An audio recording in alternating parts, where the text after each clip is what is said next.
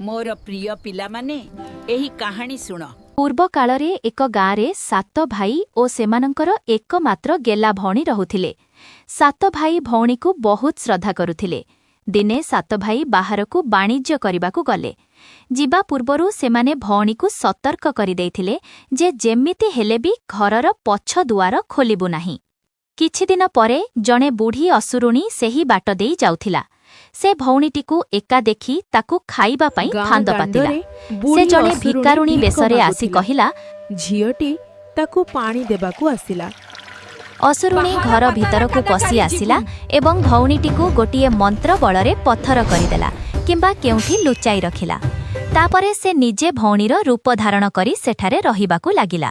7 ଭାଇ ଯେତେବେଳେ ଫେରିଲେ ସେମାନେ ଜାଣିପାରିଲେ ନାହିଁ ଯେ ଏହା ତାଙ୍କ ଭଉଣୀ ନୁହେଁ, ବରଂ ଏକ ଅସୁରୁଣୀ।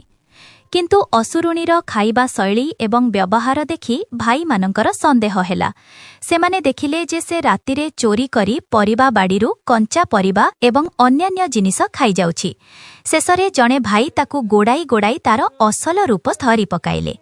ଭାଇମାନେ ନିଜର ବୁଦ୍ଧି ଏବଂ ସାହସ ଖଟାଇ ଅସୁରୁଣୀକୁ ମାରିଦେଲେ ଏବଂ ନିଜର ଭଉଣୀକୁ ଉଦ୍ଧାର କଲେ। ସମସ୍ତେ ପୁଣି ଥରେ ହସ ଖୁସିରେ ରହିଲେ।